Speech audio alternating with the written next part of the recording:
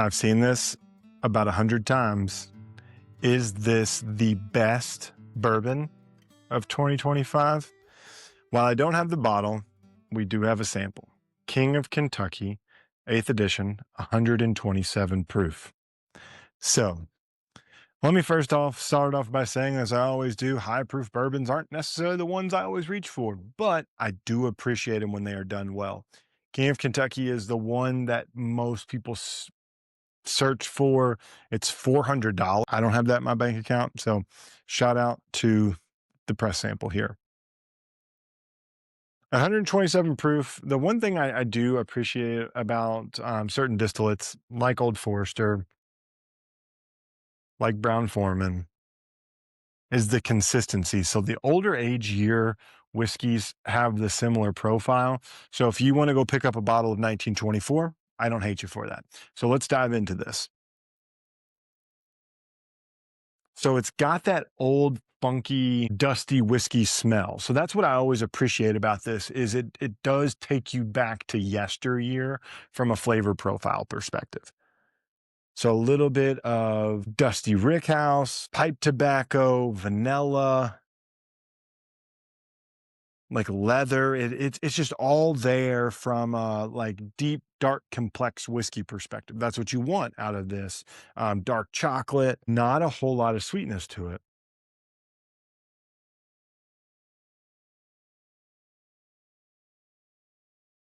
Wow.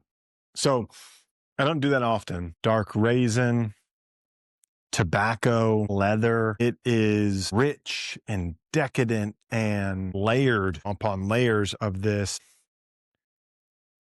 $400. It's still a lot, but man, when you talk about complexity in whiskey, this has it. You have to like a certain profile for this, though. If you like deep, dark, rich, bold, chocolatey, barbecuey notes, then this is a bottle you might buy and you might love. I know people call this like the George T. Stagg killer, but George T. Stagg's half the price. But because there's not much put out underneath the Brown-Forman label, this is unique, right?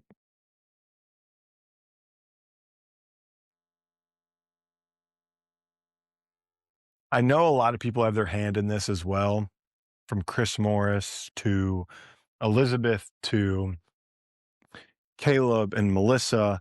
So you have 4 palates, 4 people who I respect who do whiskey really, really well, creating this and picking these barrels for this experience.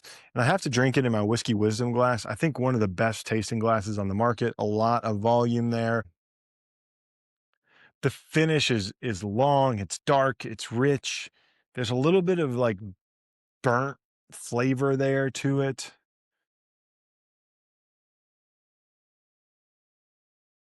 We got asked the question today in our Discord, if you had $500, could you buy for someone? Well, if you wanted to pick one bottle and you came across this, then you could give them $100 gift card, and they would really enjoy it.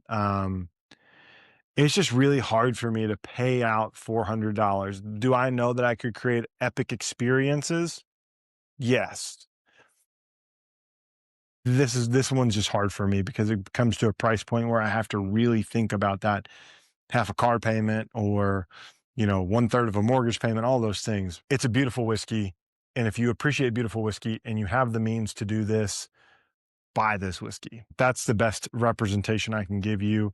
This will score very highly in the community scoring guide, which I'm going to do after this show. The note will be in the description of this YouTube link for 5 Minute Fridays, but King of Kentucky doesn't disappoint, and I can see why it's making top 2025 lists. Cheers.